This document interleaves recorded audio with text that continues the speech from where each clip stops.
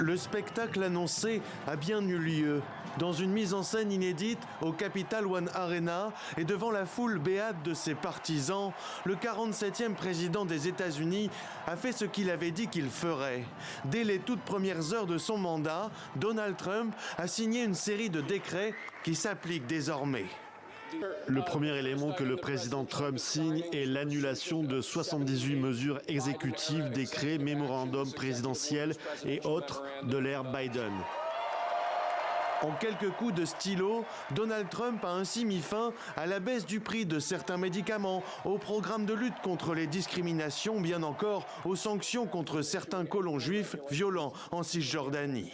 Un premier set de signatures marqué aussi par ces décrets ordonnant le retrait des États-Unis de l'Organisation mondiale de la santé, l'OMS, ou bien encore de l'accord de Paris sur le climat.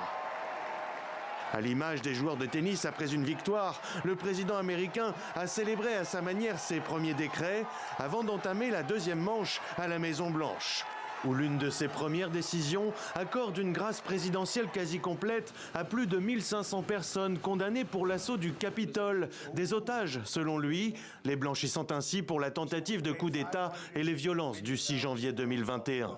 Promesse phare de sa campagne, Donald Trump a aussi décrété l'état d'urgence national à la frontière sud avec le Mexique et signé une dizaine d'autres décisions concernant des mesures à venir sur l'immigration, fin du droit de demander l'asile à la frontière, procédure d'expulsion immédiate ou encore l'abolition du droit du sol.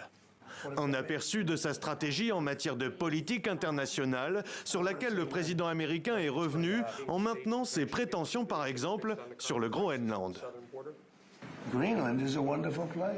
Le Groenland est un endroit merveilleux. Nous en avons besoin pour la sécurité internationale.